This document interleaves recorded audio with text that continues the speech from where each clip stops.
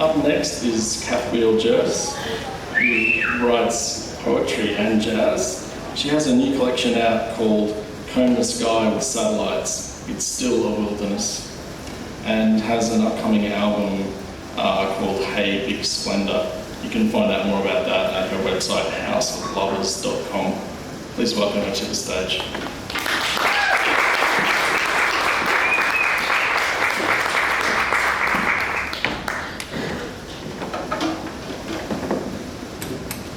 Thanks, Jonathan.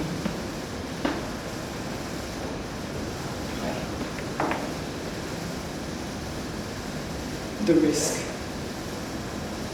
Earth is an asterisk where its point. The trees are pointing further. Earth is breathing moisture from its fire. Fire in the belly. The fire that builds and tumbles as the stardust crumbles into soil. And soil breathes lives. Our breath, the earth's anointment, where earth's disappointment and her hope. Life is a road, pulled from beneath the water by each daughter, each son, pulled by each one of us, and it pulls us back, pulls us over, pulls us under, pulls us in.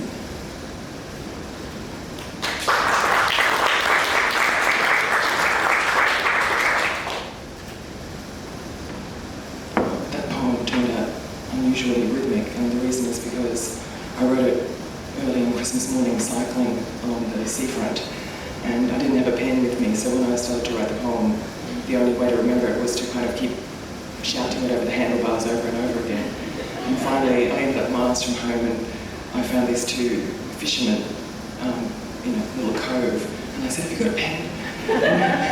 This guy goes, "Oh yeah, have a look in the front dashboard of my ute." So I got this dried up pen, and I found a bumper book of crosswords in the bin and wrote it down there. This one has a story that I didn't know when I wrote it. In 1988, when we were so arrogantly celebrating our story that this country is 200 years old and belonged to the British, Burnham, who is a Wollongong and Yorta Yorta man activist, rowed ashore in Dover and planted a flag. And now I wonder, why didn't I know that story? Why wasn't I raised on it? And why isn't, to me, it's a central story of our nation. So I,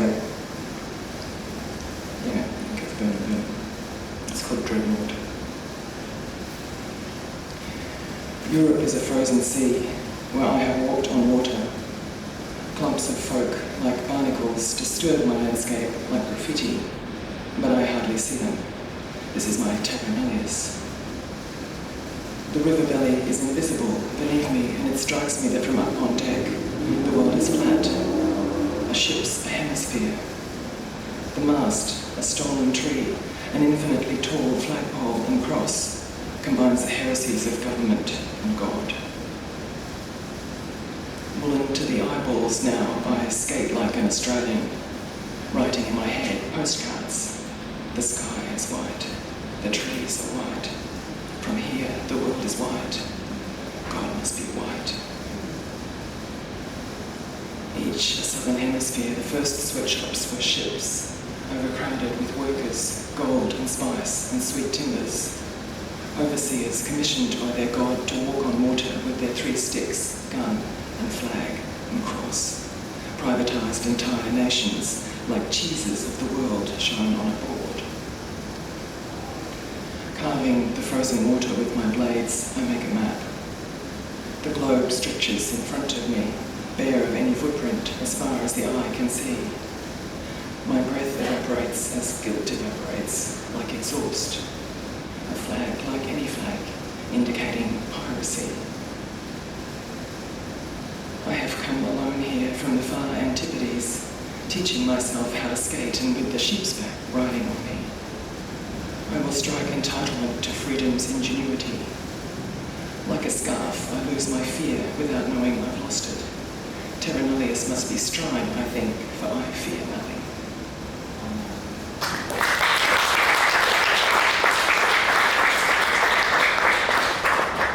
Thank you all for coming today to hear poetry. You probably all write it too, so it's so cool. This is called We and yet we. We say, if we are fair, they stole the world and we were them.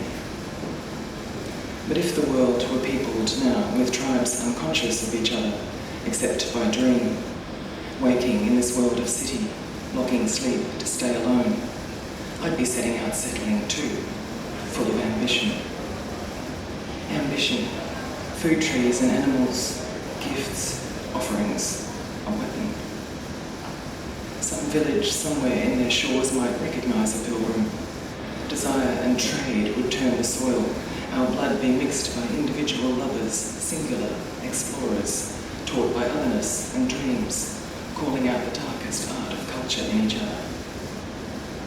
We invented the gun, they say, or stole it from some other they, and marched out over there, pointing the finger, yanking the flame, corrupting rivers' conversation with seas, consoling ourselves with explosions.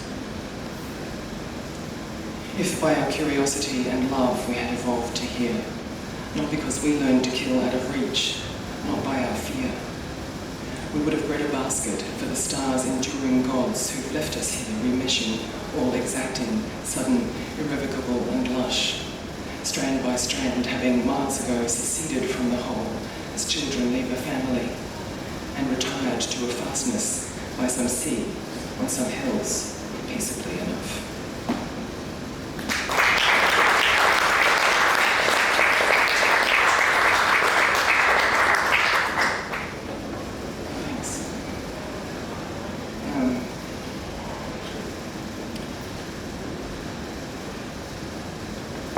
This poem I make use of a kind of deity of my own invention, the Shuddha.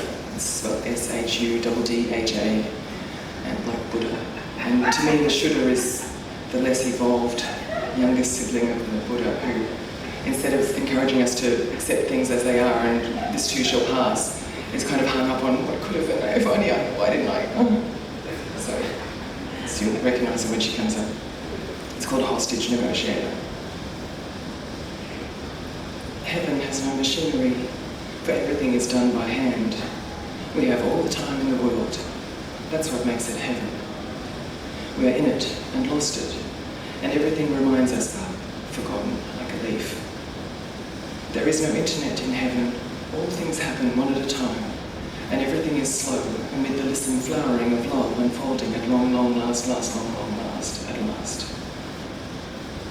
Remember, not so long ago, when we spoke, machines never answered, nor listened. That was a fantasy. I'm going out for a walk, you would say, and no one knew where you were. You had stepped into the wild. Every gateway stepped into the world. No one called to say, stop for milk, or I am late. Now spread the folders in your hairy lap and just press on. When they say he's in a meeting, I hear on the loop. And for once he's not taken his phone along just in case the stock market might crash without his vigilance.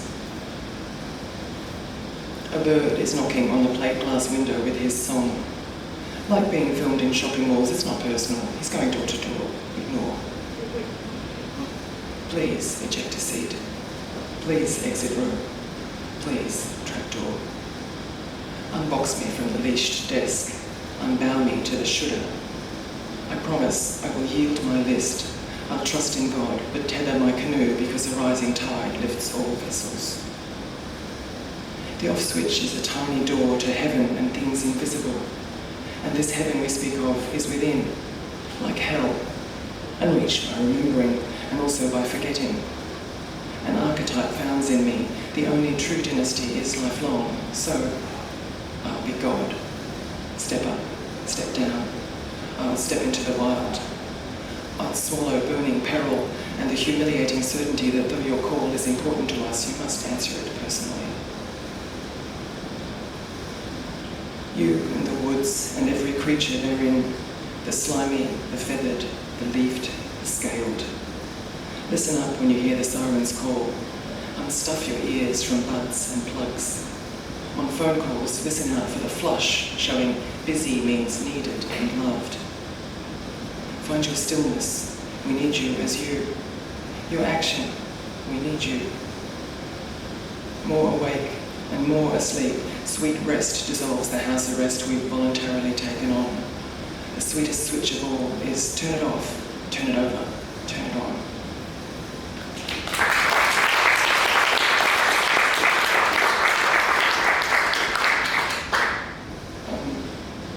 The poem here, which is, we're not very far here from the Story Bridge if you're not local, and my grandfather, Christian Appel Jorss, worked on it, built it with many other people, and then a few years later he went back and jumped off it and killed himself. And I wrote this about that. In my dream, I fall like you. In my dream, I fall like you, dividing for a second or two the stacks of post-Aristanta water which flow around the piers like ice. I have revisited many times the scene of your crime against us all, for suicide is a punishment, and we have suffered. That dismal repair of corrugated iron tacked across the shipping shed roof on the wharf where you probably didn't intend to end up, which swallowed you slower than water, coughing you up on the rebound, broken open like a cup, and lying like a statistic, spread out like a public thing. Even those of us who never knew you have lived with the patched roof and your name, which must never be spoken. Driving across the completed bridge, I always talk to you. I have two fine brothers. Weren't you curious? Did you farewell your wife, a woman sometimes cruel but newly delivered of a son, my youngest uncle, 3 weeks old, still lives alone? When Dad's immediate maternal progenitor, as our uncle called her, lay dying, I visited, only once. Watching your widow sink among pillows, right in the centre of the bed, I began to cry, vehemently nodding. Good, she said. The last words of your generation for mine.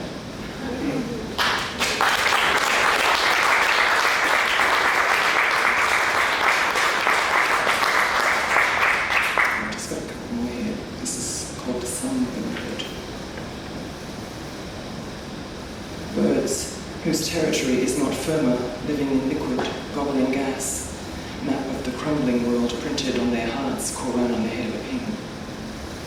Birds seeing us from above, our feathered aliens, the ones who, if they were bigger, we would fear the most, coming up from below like sharks, perhaps perceiving down as up. How do they feel about this earth? It's not their best home.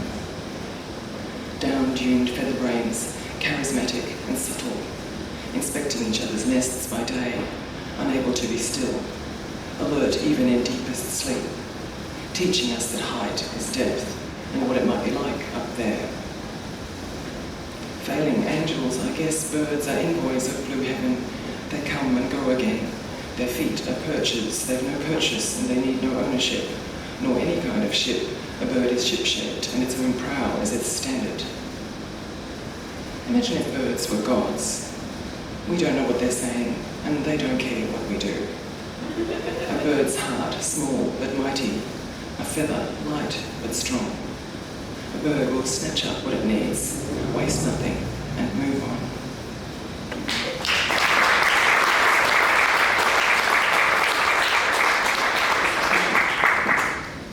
Very courteous, kind audience.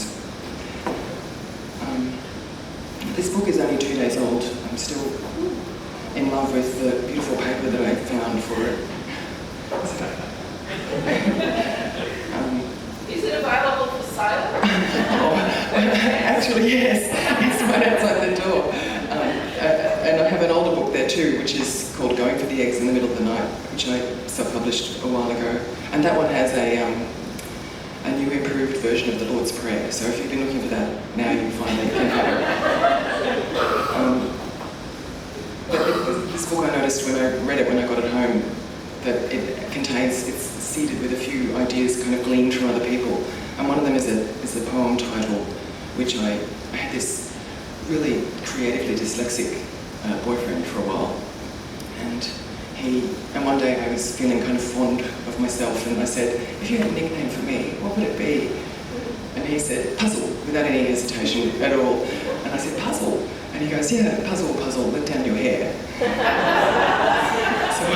so I stole that and put that in my book. And then the other thing is from a story that a school friend of mine who went and worked in the education department, and she told me that Earth Hour, see, to me every hour is Earth Hour. I mean, so Earth Hour, it came and went, and Monday morning she went into work, and the manager, team leader was kind of a bit freaked out, and he said, we didn't really have a meeting about it, we didn't really have a policy, so we couldn't figure out what to do. So in the end, we left the lights on all weekend as usual, but closed the blinds. Thus beautifully missing the point of the whole. So I've used that in this poem, I think. And thank you for listening. It's called Reaching for the Remote. Oh, and can I just say, please, if you like jazz, strange jazz, I made a record in New York with about 28 people, like people that I recruited off the subway, and guys at Cathoel called me in the street, and I took them into be backing vocalists and songs that I wrote, and people from jazz clubs. And it's going to be released in about a month, and you can hear it online. So if you go to houseoflovers.com, Google me, it should come up. Reaching for the remote. Come, the mighty, slumbering under your hill. No giants sleeping, but goodwill inside of us. All the matter that's the matter hulls in cities and the soil. The work we do is making everything worse, yet nothing ever spoils. Trees are such unnatural greens and lit at night and placed around us while we sleep, as if instructed to keep us inside. Even the fly spray dissolved in peaches is a kind of love which speaks the longing to keep this safe. Death is organic and ungloved. The farmer builds a pharmacy on deadly but silent pea. Don't blame me, give me credit, he says, filling in the forms. Working to pull out from the pile enough currency for a good later. He just wants to retire in time to spend time with the family. Groping back along the knotted rope, each product dangles from it. Sweatshop, water waste, landfill, freight. The bishop, the cleaner, the CEO, they all want to retire in time to spend time with the family. 2. This clotting choke of traffic, like a queue to see the Pope. This bristle of buildings turned within, this desert grasping a forest, and all the spiky, injured hills, the seawater lapping at the gate, mesmeric, organic cotton skies, and water rushing all downhill, as water always will. Eternity is here, and we ignore it. If you're lost in the bush and you're looking for water, they say, don't go uphill. Too much attention, too little life, and stores as far as the eye can see, like castles. Take your envelopes, take your gold. It's as if none of our foodstuffs can die, as if neither can we, nor live, no time. The glossiness of things extends its personal guarantee or quarantine. Still, we will go on wanting that thing nameless and not marked down, for we are little gods at heart and cannot keep ourselves from reaching for the remote. 3. A corporation's a body, still a company is of people. To turn it inside out reveals as ever the wavering seafront steeples. Here in my bubble of peace that's like a cage, I devise philosophies. People come to the carpet's edge and say, and then turn their backs, you've inspired me. And sleep, a bumbling Creole now mows through on a million flaring screens, the mumbling translation of zeros and ones that all mean I just want to go home. 4. Meanwhile, alone. Everything real is modest and near, and just not being told. Behind the screen, the window, behind the mercury, the gold. Prayer has opened a channel in my heart, says the bishop to the actress on her own channel on YouTube. Perhaps you can give me some pointers. They lend each other celebrity, like a stole, a steal, a blind. Love and war are romances, she explains, for women and for men. But oh, your wholeness, she murmurs, secretly all my darlings are stones, shiny stones and children lamp-eyed with starved adoration, pulsating, whiskery creatures in slow motion, bare on a ball of ice, groomed and set in platinum prongs like the Emmy boastfully modest in the downstairs loo. Love is a pay-per-view channel where the water rushes all downhill. Sowing the modified seeds of compassion, knowing they won't jump the fence, she says, every child reminds me of me. You ought to make the effort to remind yourself of them. Oh, Father, you are awful. Shows him the third world projects funded by her 5 Earth footprint. Adopting daughters, mantras, causes, every gown hauled over the carpet, handed over to nannies immediately. She's never home, doesn't smoke the same cigarettes, can't give away no satisfaction. A God with an addiction, it turns out, no kind of God at all. Lolling, moon-faced on the fence, Big Pharma Lord looks down through the lens of his church on all that he has made. Prada, the Algonquin, anti-fracking legislation, two-headed fish, carpets of honeybees, paparazzista and screens. 5. Over at the World Bank tonight, a solitary cleaner, Lena on her mop, says in her own language slowly, pale as a scientist, I will imbibe your daily mess and be unshocked and unimpressed and love you like a mother. A bucket of slops from floor to floor. Allow you time in your comfy clothes and to fuck it all up again. It's your nature to abhor the vacuum cleaning all you waste. I am the only one here once the mob of you are gone. This extravagantly lighted city of offices is her queendom. The lights are left on all night, but in deference to Earth Hour, management have closed the blinds. She sifts like Brazilian children crawling with flies over a hill of trash for everything contaminative or of value we've left behind. All the water rushes all downhill, as water always will. Everything real is modest and near. We are each the loneliest. Everyone seems confined to their cell in the same slowly grazing submarine, gazing each from our own porthole on day-lit nighttime without end. Stores as far as the eye can see, and beyond the stores, the sea. Past and future in storage now, that second couch, next season's shoe. Logonorrhea all round, 2D or not 2D. The bristle and throng of buildings, like an ache in a creche of hollowed hills. Skies and machinery now for turning out long-lasting milks and fries and couches and cell phones that fall out of date immediately. The landscape lies in the window, still, framed, supine only apparently, and under it all and through it all, the song of country sings us still, come back, singing, come back.